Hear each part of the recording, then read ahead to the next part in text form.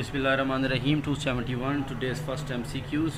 In amplifier the common mode rejection ratio should be तो हमारे पास जो इसकी रेशियो होती है एम्पलीफायर की रिजेक्शन रेशियो वो हाई होती है, ठीक है। कि in ideal amplifier CMMR is infinity, ठीक है। रिजेक्शन रेशियो उसकी हायर होती है एम्पलीफायर्स में। 271 the transformer with a winding ratio of 20:1, तो like for every 20 primary we need 1 secondary term.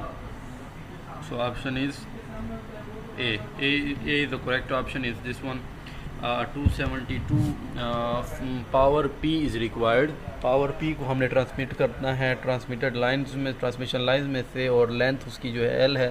तो सेम पावर लॉसेस और सेम वोल्टेज बिटवीन कंडक्टर हमारे लिए रिक्वायरमेंट होती है लीस्ट कंडक्टर की, तो वो है 2 DC वायर्स, जिसमें कंडक्टर हमारे पास मिनिमम है। AC के लिए फिर 3 होगा मिनिमम, ठीक है। अच्छा, उसके बाद हमारे पास है 100 volt bulb at the resistance of 500 ohm, the number of hours it can be work for. तो अच्छा, हमारे पास for every kilowatt hour of energy consumed will be, ठीक है। तो मतलब 1000 वाट पर आवर के लिए कितने घंटे, मतलब अगर 1000 वाट का हो तो 1 घंटे चलेगा, ठीक है। तो इसकी पहले वाटेज निकाल लेते हैं, उसको मल्टीप्लाई करेंगे, ठीक है। कितना मतलब डिवाइड कर देंगे उसको 1000 पे, कितना वाट होगा तो उतने घंटे ही चलेगा। तो अगर हम V² बाई R के फार्मूले से भी कर लेते हैं तो हमारे पास इसका जो है करंट आ जाएगा, और 100 के साथ मल्टीप्लाई करके उसकी वाटेज आएगी। इसका जो मैंने कैलकुलेट करके किया था तो ये इसका 20 वाट्स चला आ रहा था, और उसको जब हम कर लेते हैं 1000 पे तो ये 50 आवर जो है वो आ जाता है हमारे पास।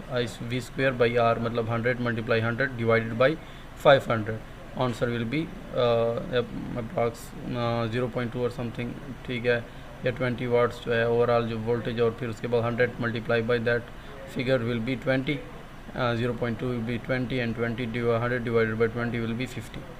Okay, next 274 if the poles are the in left of H plane then the system will be, जब हमारे पास लेफ़्ट पे पोल्स आते हैं तो वो क्या होते हैं, स्टेबल हो जाते हैं।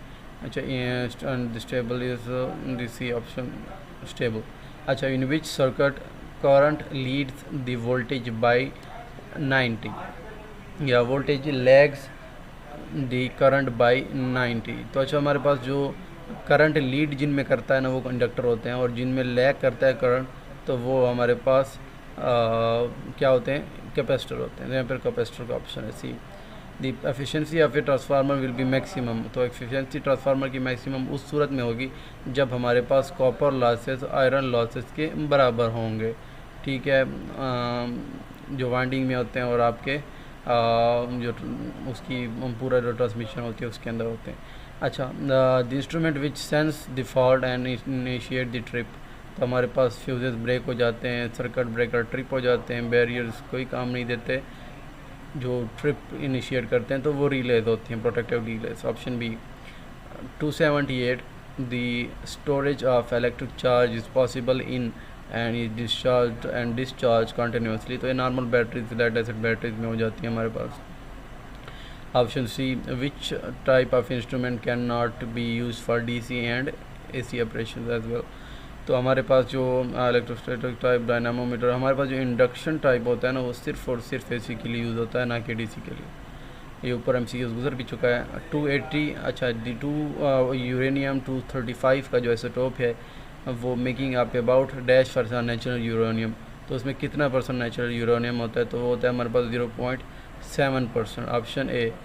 अच्छा, 280 हमारे पास 81 आ रहा है। Which of the following is used as a moderator in nuclear reactor, तो हमारे पास जो जर्मीनियम होता है वो न्यूक्लियर रिएक्टर्स में नेचुरल मॉडरेटर जो चेंज करता है नेचर को, वो उसके लिए यूज़ होता है। 282 है हम अक्रेंस ऑफ इलेक्ट्रिक पोटेंशियल, जो हमारे पास कोई भी वोल्टेज जनरेट हो रही है लेस दैन 10 वोल्ट है दो ऑब्जेक्ट के बीच में, that ideally should not have any voltage difference, मतलब कि दो ऑब्जेक्ट हैं उनके दरमियान 10 वोल्ट से थोड़ा कम ही जो है वो वोल्टेज जनरेट हो रही है, लेकिन नॉर्मल सिनेरियो में वो नहीं होनी चाहिए थी। ये किस वजह से होता है? Damage due to the stray voltage हमारे पास होती है। स्ट्रे वोल्टेज हमारे पास होती है वो होती है occurrence of is defined as the voltage resulting from the normal delivery and or use of electricity usually less than volt। तो इसका फिनोमेना यहाँ पे देख लेते हैं। यहाँ पे जो आपकी स्ट्रे वोल्टेज है तो वो दो ऑब्जेक्ट के बीच में जो है एक पोटेंशियल, मतलब कि अगर वो एक ही पोटेंशियल या फील्ड के अंदर एग्जिस्ट कर रहे हैं तो फिर वो जो है वोल्टेज है अब वो एग्जिस्ट करती है। अच्छा, नेक्स्ट देख लेते हैं हम 282 के बाद जो है permanent magnet moving coil instrument has following features. तो उनके अंदर जो फीचर होता है वो लो हिस्टैरिसीस लॉसेस भी लो होते हैं, एडी करंट भी नहीं होती, इतनी यूनिफॉर्म स्केल होता है क्योंकि वो मैग्नेट के थ्रू ये होता है। उसके बाद हमारे पास लो पावर कंजम्पशन भी होती है उसके अंदर। तो ऑल ऑफ दी अबाउ जो है वो फीचर्स हैं इसके। 284 है which common base amplifier when compare to FET is represented as. तो कॉमन बेस एम्पलीफायर जब हम कनेक्ट करते हैं, कंपेयर करते हैं FET के साथ, तो हमारे पास उसमें गेन का जो है जो मतलब हमारे पास कॉमन गेट, तो उसमें ये रिप्रेजेंटेशन उसकी होती है। अच्छा, 285 in an electrodynamometer type wattmeter current coil is fixed, pressure coil is fixed. तो हमारे पास जो कॉमन जो इलेक्ट्रो डायनामोमीटर होता है, ठीक है, उसमें हमारे पास जो करंट को मेजर करने की कोयल होती है वो फिक्स होती है, और तो ऑप्शन इसमें ए आ जाएगा। अच्छा, उसके बाद हमारे पास 286 है hall effect sensor can be use for मायरिंग। तो हॉल इफेक्ट हमारे पास जो है मायरिंग मैग्नेटिक फ्लक्स के लिए यूज़ होता है। एक्सकिलोस्कोप जो है time base is generated by sweep generator. Sweep हमारे पास जो है जनरेटर उसके अंदर होता है इक्विपमेंट जो कि उसकी टाइम बेस रिप्रेजेंटेशन के लिए जनरेशन करता है। अच्छा, अगर 288 है each stage of A 4 stage amplifier has a voltage gain of 12, the overall voltage gain is. तो अगर हमारे पास 4 स्टेज का एम्पलीफायर का जिसका वोल्टेज गेन 12 है, तो उसका ओवरऑल जो वोल्टेज गेन होगा वो हमारे पास होगा 20736। अच्छा, सिस्मेटिक ट्रांसड्यूसर इज़ यूज फॉर मायरिंग। तो हमारे पास जो ट्रांसड्यूसर होते हैं उनका ये नेचर ये होता है कि वो किसी भी फिज़िकल टाइप ऑफ एनर्जी को इलेक्ट्रिकल टाइप ऑफ एनर्जी में कन्वर्ट करते हैं। तो उसके लिए हमारे पास जो सिस्मेटिक ट्रांसड्यूसर है वो एक्सेलरेशन के लिए यूज़ होता है कि कितनी एक्सेलरेशन ऑब्जेक्ट की है।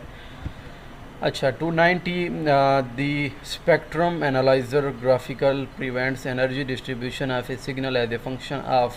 तो हमारे पास इसका जो फंक्शन होता है वो होता है फ्रीक्वेंसी का, ठीक है। इसमें हम फ्रीक्वेंसी की जो डिस्ट्रीब्यूशन है वो देख रहे होते हैं।